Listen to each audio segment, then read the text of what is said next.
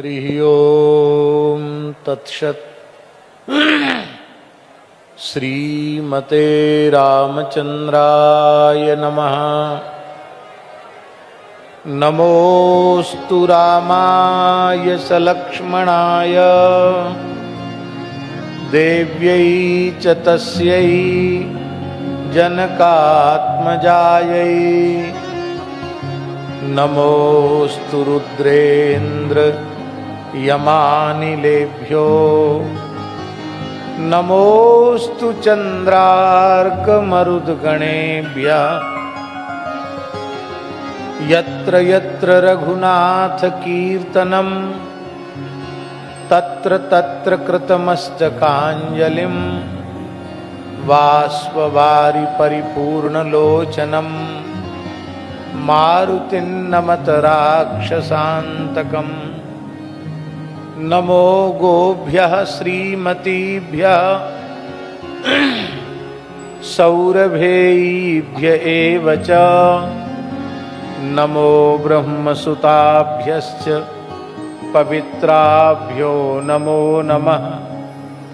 श्रीसीतानाथ समारम्भां श्रीरामानन्दार्य मध्यमाम् अस्मदाचार्यपर्यन्तां वन्दे गुरुपरम्पराम्। श्रीराम जय जय राम। श्रीराम जय जय राम। राम जय जय राम। श्रीराम जय जय राम। श्रीराम जय जय राम। श्रीराम जय जय राम। श्रीराम जय जय राम। श्रीराम जय जय राम। श्रीराम जय जय राम। श्रीराम जय जय राम। श्रीराम जय जय। श्रीराम जय जय राम। श्रीराम जय जय राम। श्री राम राजा सरकार की जय। श्री बागेश्वर धाम सरकार की जय। श्री हनुमान जी महाराज की जय। यज्ञ नारायण भगवान की जय। यज्ञेश्वरी जगत जननी पूज्या गौ माता की जय। भारत माता की जय। हिंदू वैदिक सनातन धर्म की जय। सब संतन की जय। श्री धुनी वाले दादाजी की जय। पूज्य पंडित श्री धीरेन्द्र कृष्ण शास्त्री जी की जय। सब संतन की जय। जय जय श्री सीताराम। जय जय श्री राधे श्याम। हर हर महादेव। अनंत कोटि ब्रह्मांड नायक सर्वेश्वर परात्पर परब्रह्म असंख्येय कल्याण गुणगण निलय निखिल हेय प्रत्यनीक भक्त वांछा कल्पतरु भक्त वत्सल शरणागत वत्सल श्री सीताराम जी महाराज के अनुग्रह विग्रह अनंत बलवंत श्री हनुमान जी महाराज के युगल चरणों में साष्टांग प्रणाम निवेदित करते हुए अत्यंत प्राचीन स्वयंभू महादेव श्री बागेश्वर महादेव जी के युगल चरणों में सादर दंडवत प्रणाम निवेदन करते हुए यज्ञ नारायण को, पूज्य ब्राह्मणों को, यज्ञेश्वरी पूज्या गौ माता को एवं उनके पवित्र वंश को प्रणाम करते हुए मंचस्थ सभी पूज्य संतों का हम यथायोग्य अभिवादन अभिनंदन करते हैं और महामहिम असम के राज्यपाल श्री लक्ष्मण प्रसाद आचार्य जी का सपत्नीक खूब खूब अभिनंदन भी करते हैं और भगवान से उनके लिए मंगल कामना करते हैं कि वे सुदीर्घ जीवन प्राप्त करते हुए भारत माता की सेवा में, भारतीय राष्ट्रीय वैदिक सनातन की सेवा में इसी प्रकार से बिना थके बिना रुके निरंतर करते रहें, ऐसी प्रार्थना करते हैं। आज बड़े सौभाग्य की बात है कि नर्मदा क्षेत्र खंडवा में जिनकी समाधि है, ऐसे साक्षात शिव स्वरूप श्री धूनी वाले दादाजी की परंपरा के वर्तमान पूज्य महापुरुष आचार्य श्री छोटे सरकार जी कृपा पूर्वक विराजमान हैं, उनको भी हम प्रणाम करते हैं। हनुमानगढ़ी के ओजस्वी वक्ता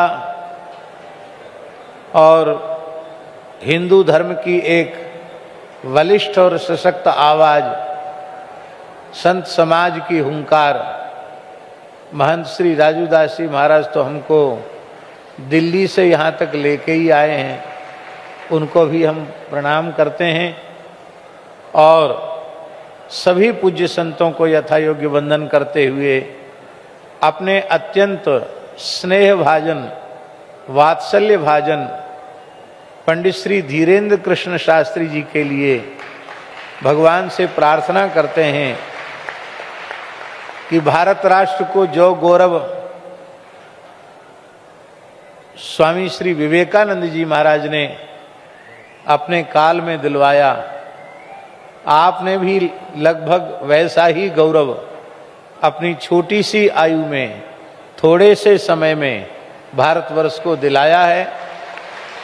उन्होंने भी रामकृष्ण मिशन सेवा के रूप में अपने गुरुदेव का स्मरण करते हुए ठाकुर रामकृष्ण परमहंस देव का पूरे विश्व में सेवा के प्रकल्प स्थापित किए और यहाँ भी अन्नपूर्णा सेवा, गौशाला गोमाता की सेवा और वैदिक गुरुकुल के माध्यम से अच्छे पवित्र विद्वान वैदिक ब्राह्मणों के निर्माण की सेवा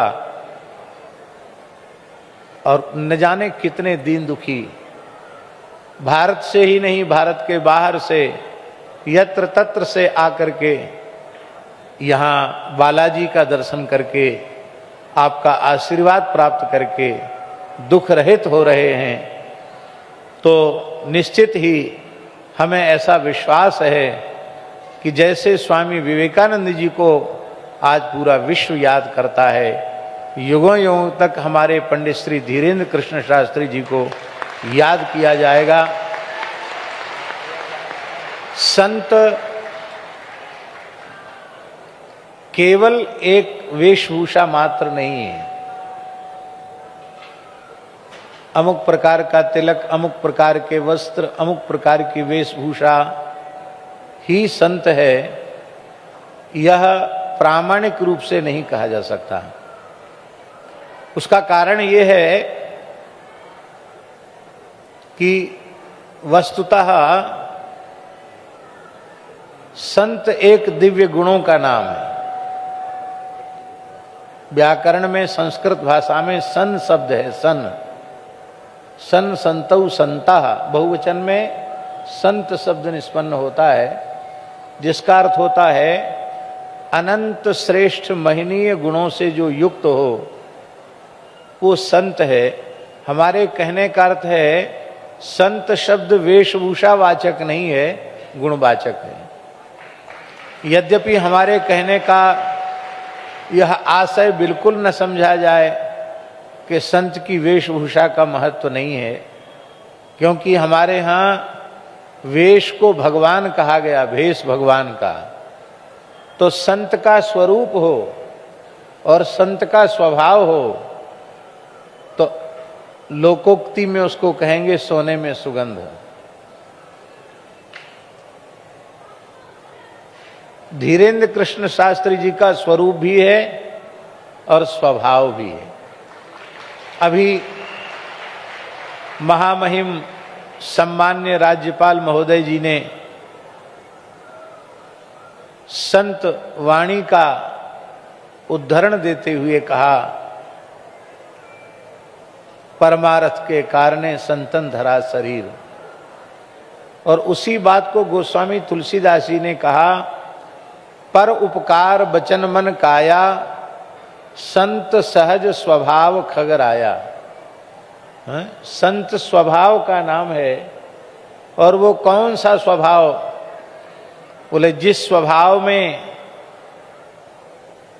यह अवतरित हो यह गुण कि मन से, वाणी से, क्रिया से निरंतर परोपकार करना है। और वो परोपकार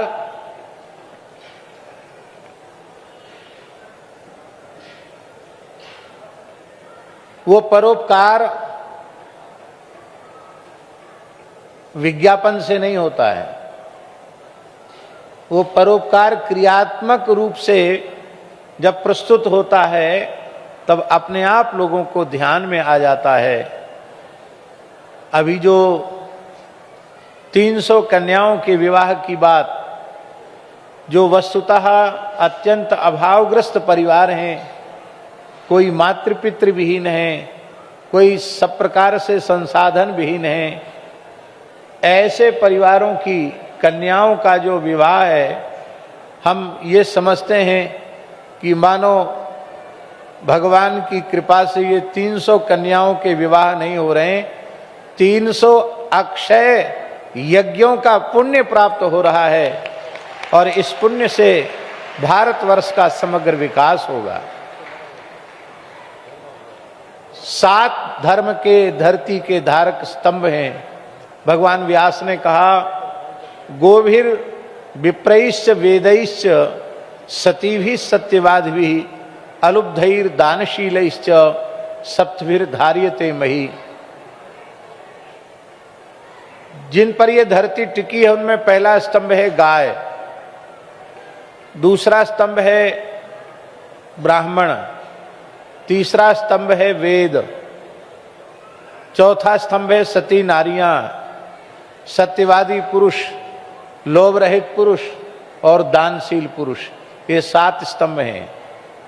तो अब अधिक विस्तार का अवसर नहीं है, लेकिन हम जब सूक्ष्म विचार करते हैं महाराज जी, तो धर्म के 7 स्तंभों का पोषण, संरक्षण बागेश्वर धाम में किसी न किसी रूप से, बहुत अच्छे रूप से दिखाई पड़ता है। ये सौभाग्य की बात है। भारतवर्ष के सभी पूज्य संत बागेश्वर धाम को हृदय से अपना मानते हैं, अपना कहते हैं। और यह अपनापन जो है उसका मूल कारण है श्री धीरेन्द्र कृष्ण शास्त्री जी का अत्यंत अहम शून्य विनम्र व्यवहार। और हम भगवान से प्रार्थना करते हैं कि पूरे विश्व में सर्वोच्च सम्मान को, आदर को प्राप्त करने के बाद भी आपका विनम्र भाव इतना ही बढ़ता चला जाए। हम उस दिन की प्रतीक्षा कर रहे हैं। अभी शुभ मुहूर्त में वैदिक गुरुकुलम का शिलान्यास विधिवत होने वाला है। यद्यपि गुरुकुल यहाँ चल रहा है, लेकिन बड़े रूप में गुरुकुलम का शिलान्यास होने वाला है। हम समझते हैं कि वह दिन दूर नहीं जो कम से कम 1000 वैदिक बटुक बागेश्वर धाम सरकार के चरणों में रह करके विधिवत षडंग वेद का अध्ययन करके भारतीय राष्ट्रीय गौरव को बढ़ाएंगे और समग्र विश्व में वैदिक सनातन धर्म का ध्वज फहराएंगे। गौशाला भी बहुत दिव्य है। अनेक नस्ल की गायों का यहाँ संरक्षण किया गया है। पुंगनूर वाली जो सबसे छोटी है वो बड़ी और सबसे छोटी, सब तरह की गायों को यहाँ स्थापित किया गया है। हम भगवान से प्रार्थना करते हैं कि निकट में और अधिक भूमियाँ प्राप्त होवें, जिससे कम से कम 11,000 गोवंश स्थायी रूप से बागेश्वर धाम बालाजी में निवास करे, और इस प्रकार से यह एक ऐसा प्रकल्प बने कि किसी को दर्शन करना हो कि हम सनातन धर्म के समग्र स्वरूप को देखना चाहते हैं तो वह आकर बागेश्वर में आकर उसको देखे। गुरुकुल और गौशाला ये दो हमारे अत्यंत प्रिय हैं, इनके लिए हम बीच बीच में अपनी संस्था ये हमारी है ऐसा हम मानते हैं। जैसे जैसे समय मिलेगा हम आते भी रहेंगे और हमारी जितनी समझ है उसके अनुसार हम अपना मार्गदर्शन भी गुरुकुल के लिए भी और गौशाला के लिए भी करते रहेंगे। सेवा उसी को कहते हैं जो पूज्य भाव से, भगवत भाव से, निर्लोभ और निष्काम भाव से की जाए, जिसमें जाति वर्ग संप्रदाय का भेद न हो। महाराज जी, सामाजिक समरसता का प्रयास आज से नहीं, सैकड़ों वर्षों से, भक्ति काल से लेकर के अब तक संत करते चले आ रहे हैं, आगे भी संत करते रहेंगे। लेकिन सामाजिक समरसता का जो अनूठा उदाहरण, सब एक साथ बैठते हैं, एक साथ बैठकर सब प्रसाद पाते हैं, बालाजी का पवित्र प्रसाद पाते हैं और सब आकर यहाँ आनंद का अनुभव करते दुख रहित होते हैं। तो ये सामाजिक समरसता का भी कार्य केवल प्रवचन के रूप में नहीं, व्यवहार के रूप में उसका प्रत्यक्षीकरण बागेश्वर धाम में किया जा रहा है। हमको बार बार संकेत हो रहा है कि आपके उड़ने का समय हो गया है, आप उड़िए यहाँ से। इसलिए हम अब आप सबकी मंगल कामना करते हैं। जो 300 जोड़े गृहस्थ आश्रम में प्रवेश कर रहे हैं उनके लिए भी खूब खूब शुभकामना मंगल कामना करते हैं। स्वस्ति प्रजाभ्य परिपालयन्ताम न्याय्येन मार्गेण महीम महिषाः गो ब्राह्मणेभ्यः शुभमस्तु नित्यं लोकाः समस्ताः सुखिनो भवन्तु। अपुत्रः पुत्रिणः सन्तु, पुत्रिणः सन्तु पौत्रिणः, अधनाः सधनाः सन्तु, जीवन्तु शरदां शतं, काले वर्षतु पर्जन्यः, पृथ्वी शस्यशालिनी, देशोऽयं क्षोभरहितो, ब्राह्मणाः सन्तु निर्भयाः, गावः वै सन्तु निर्भयाः, साधवः सन्तु निर्भयाः, मानवाः सन्तु निर्भयाः, सर्वे भवन्तु सुखिनः, सर्वे सन्तु निरामयाः, सर्वे भद्राणि पश्यन्तु, मा कश्चित् दुःख भाग् भवेत्। श्री राम जय राम, श्री राम जय।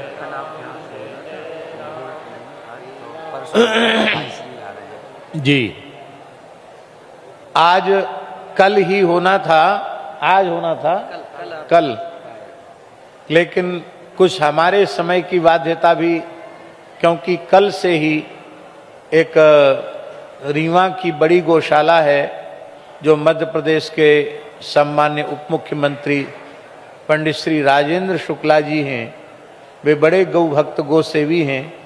उनके यहाँ कल से कार्यक्रम है, आज ही वहाँ पहुँचना है, आज वहाँ कुछ उत्सव भी है और कल से आरंभ है। तो कल आने में बड़ी असुविधा थी, तो आज ही हम इस निमित्त आए थे, लेकिन आज हमने विद्वान काशी के आचार्य जी से कहा सर्वोत्तम मुहूर्त में ही शिलान्यास करना है। तो भगवत कृपा से परसों वह सर्वोत्तम मुहूर्त आ रहा है और उस मुहूर्त में भारतवर्ष की व्यास परंपरा के एक मुकुटमणि महापुरुष श्रद्धेय श्री रमेश भाई जी ओझा भाई श्री स्वयं पधार रहे हैं। उन्होंने बहुत विशाल सांदीपनी गुरुकुलम की स्थापना भी की है, बड़ी गौशाला है और वनवासी क्षेत्र में बहुत बड़ा काम शिक्षा के क्षेत्र में आदिवासी वनवासी क्षेत्र के लोगों के लिए उन्होंने किया है। तो ऐसे प्रत्यक्ष रूप में परोपकार करने वाले एक भारतवर्ष की विशिष्ट कथा जगत की विभूति के माध्यम से शिलान्यास होगा, ये हम सब के लिए बड़े गौरव की बात है। और शरीर से भले ही हम रीवा में उपस्थित हों, पर भाव रूप से, मानसिक रूप से हमारी शिलान्यास के पवित्र क्षण में उपस्थिति बनी रहेगी। इन्हीं शब्दों के साथ पूज्य धुनी वाले दादाजी को, शास्त्री जी को, महामहिम राज्यपाल जी को, महंत श्री राजूदास जी को, सबको यथा योग्य अभिनंदन अभिवंदन करते हुए, जय श्री सीताराम करते हुए बागेश्वर बालाजी के चरणों में अपनी वाक पुष्पांजलि समर्पित करते हुए विराम लेने की अनुमति चाहते हैं। हर हर महादेव। माई मेरे श्याम